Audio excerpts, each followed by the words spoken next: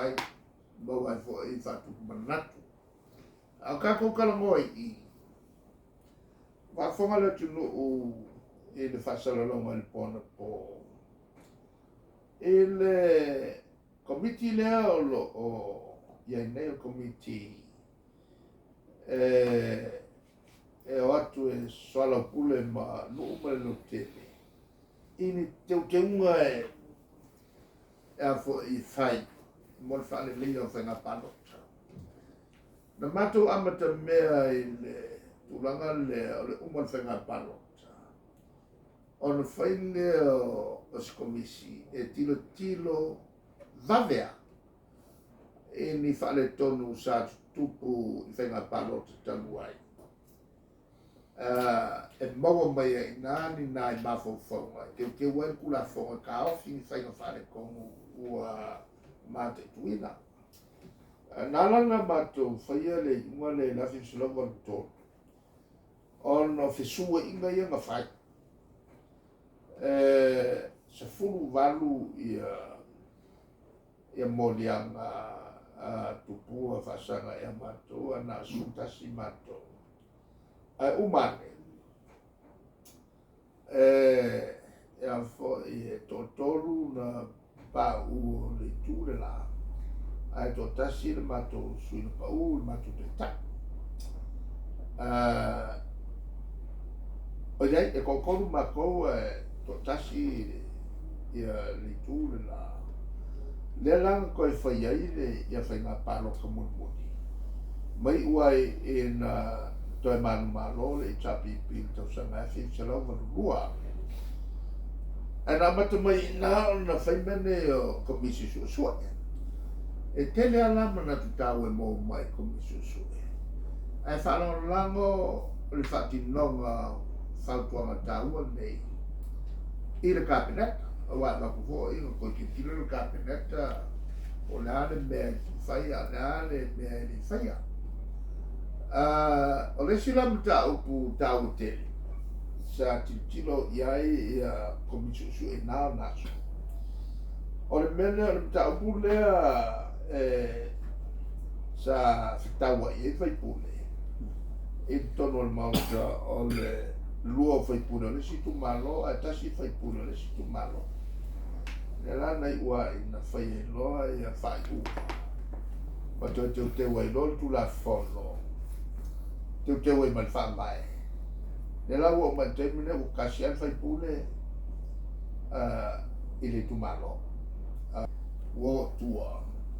ma talo foi matunu taua le lantonga ranga I le fo ia sui o lo ia le tomatau le te fono ai ia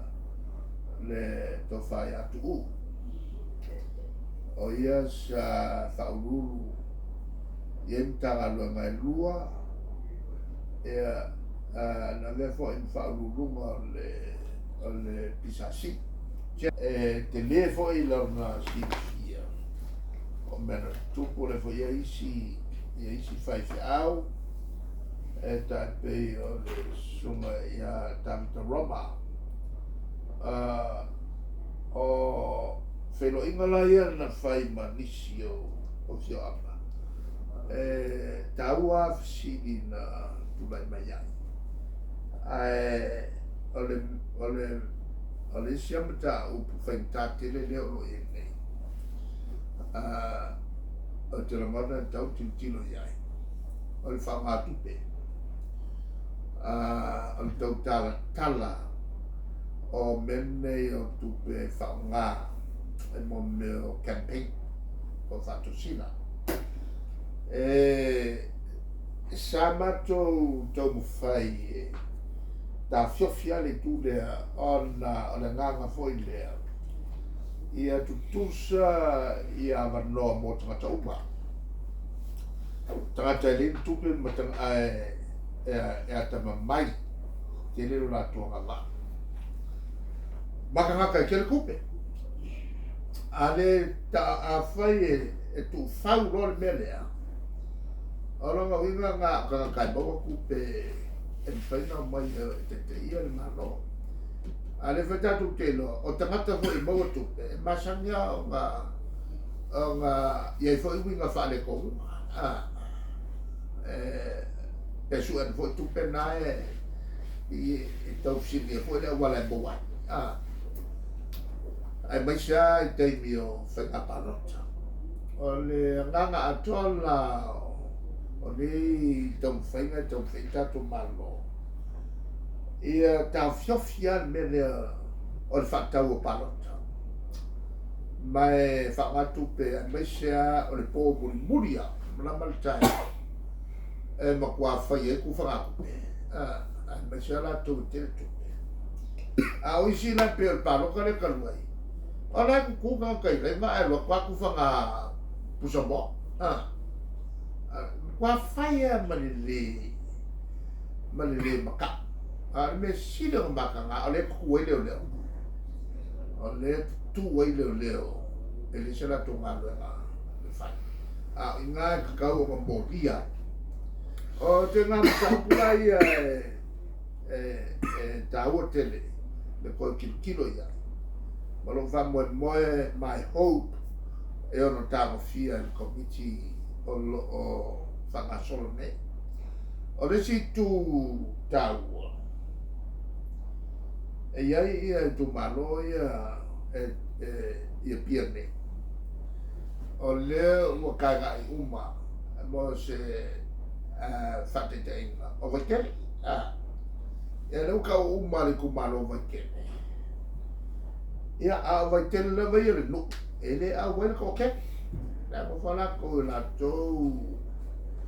fanua umia sa lot ele foi se fa malo sia fai o fai e o ai e sa fai il fono al no o li fai pure vai tele wai le la ko o kanga ka lu e so tanga I ya la to o le o mia de pule o kanga o fai ya me ya mo asi ka ma ka mi ngai e la nai pula fa pena fai ta e voi malato ia e a fia no foi la vai a confusi sa lufi e leo ni nuku mabai o lea le nga lua na tau fai I tua fikuna ina o la tau nei o le tu ke lea e tau na tintilo iai o le tu langa lama leo Sailele e whatanga e whai ai ia ngā lua na whawhai pule ia ma la tau campaign mai ana tanga ele I whatangai a whainga o wan kosu wafe ia kupenga kufa nesi kumaro I li poti ia sa mato paua ma whasala lau e ofo ai le ngaka I le avatu matau pune I le whamusinonga e le whatau e le whamusinonga a o lea makina kila e tono tula whanu o le tulanga lalena e tau telea le koe kilo nei pele uo ia e lasu kako ke vava ai I mea le whaisia tunu o le whatanga a o le whainga ka e whakangano au ke le lopo whea le mea e o ia e ni mo kwa lema whai o koe puipuia ia mo meo sui whatu I ka le penga o la o tu la fono whatosi.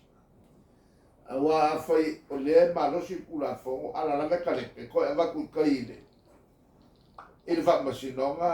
a e wharonga ku fwoi. Wa esi fwoi me wano I le whamasinonga ia. E ke kele afisini e kula mai e nga. I le mea kao fia, I le interfia le pulea kue lesi o le parokalis. O lesi tu tāua. O le kulanga lenga fola e le fwoi vai. E paroka mai ka kai fafa. O le makua whainga kā ngamea. Ele leia on address, ele leia tāma fia pēr el komisi. Ele anga wama fola e fia me mala auni le mele, e atu nui fafa. sa mo umala fafo la faisi fenga palo ka mai fa ya fela e fiksela wa fe va fiksela wa fe milion ka kala fa sa mo ya fia e mo fa nau a fa nau au ke le lo me au e sa wa no mo vinga la pule mai fa fa ai e vo vai si o mo fa per mai paloka e asimi ale paloka e asimi e le ko e ku kupe ya ke ko ala me fa la toia ma fai ka wai merna e ngo fa ka kupe ma sau ko nga va launga e a fo e kau ko paloka il fast e le kau justify nga be le mo kwa e o isi mo le ko fast a le ua venga ma HRPP ia ko ka kala kasila le me a fai tatu te nau ia fai sa o fenga fifilina e togo na titilo ia ele committee o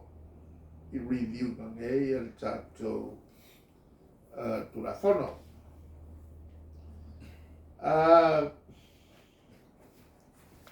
o le tau pule sa